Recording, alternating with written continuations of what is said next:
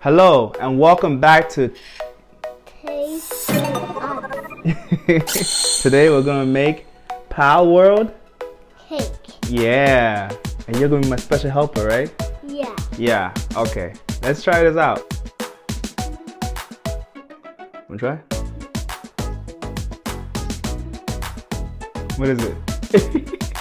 Thumbs up? Thumbs up. Boop. I woke up one day, opened my YouTube feed, and this is what I kept seeing. Then I saw this and I thought I should make it. But here's the problem. I don't really bake and I don't have all those fancy baking equipments. So after some thinking, I decided on a strawberry yogurt cake using pancake flour. Sounds odd, but trust me, it's amazing and looks pretty good if I say so myself. Check the description down below for further instructions after the video. While you head there, don't forget to smash the like button. Let's get cooking. First, separate the yolks from 4 eggs. Leave a comment down below if you know an easier way of doing this. Next, add 3 tablespoons of sugar.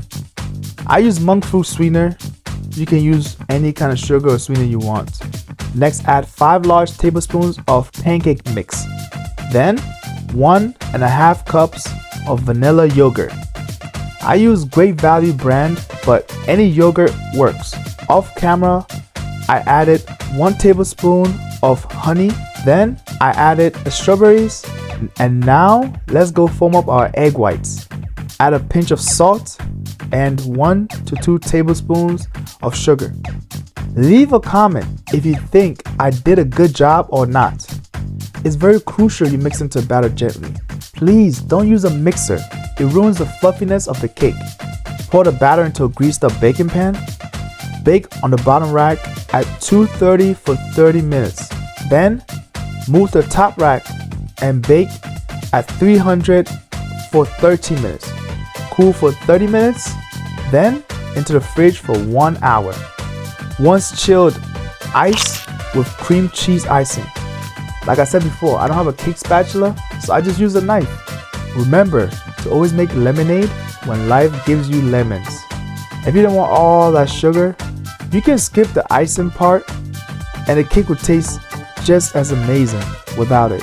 Also, don't forget to subscribe because I have a very tasty, low sugar icing recipe that I think you guys will be interested in.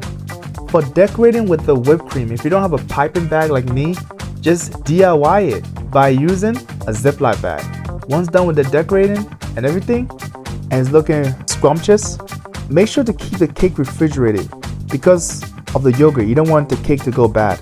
And good news, this cake tastes even better the colder that it is. Now we can cut, serve, and enjoy.